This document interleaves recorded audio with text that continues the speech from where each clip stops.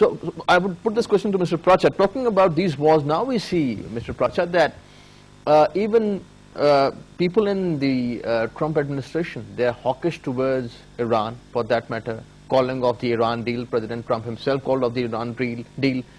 His national security advisor, John Bolton, is also very aggressive towards Iran.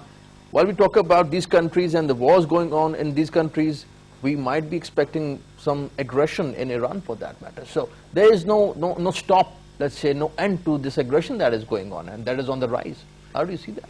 In the turbulence in air, around the globe, anything can happen anytime, As there were lots of, persuasions, big rallies in New York, in Washington, in London against the Iraq war, but still they invaded.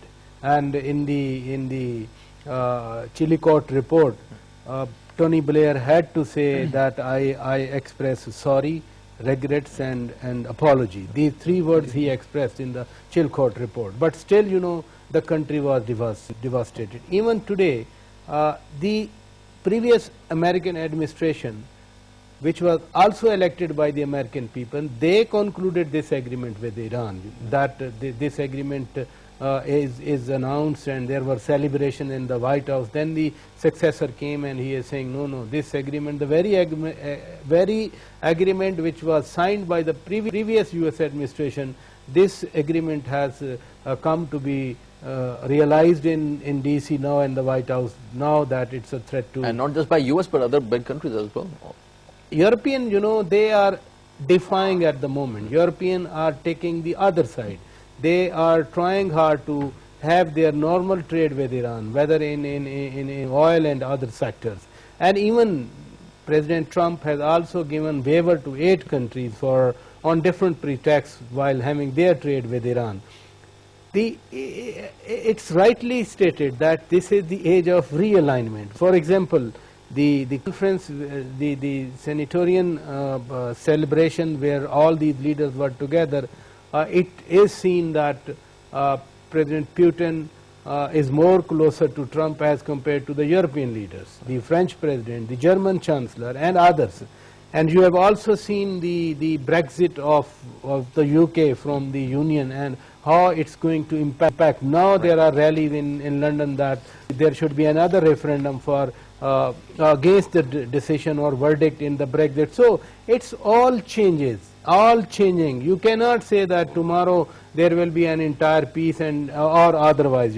It depends how President Trump is dealing with these countries. If he is talking that Europe has done an unfair game with the United States of America, as his tweet today suggested that billions of dollars that has been done unfair with the US in terms of trade with the European Union. But Europeans can say the same, that we've been boosting the debted economy of the United States, and the United States has been the superpower.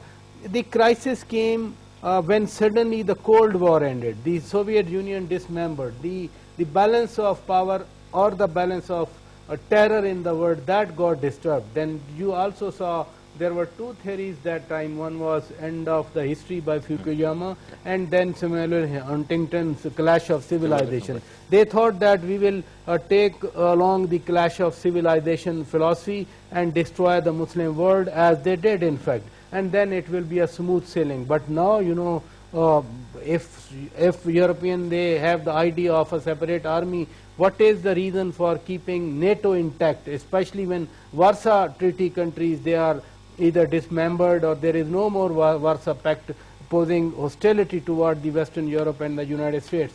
So in the changing world, definitely the age of realignment, Trump with Putin and the Democrats abusing Putin for interference into their own internal election, and there has been an inquiry. Let's see what happens.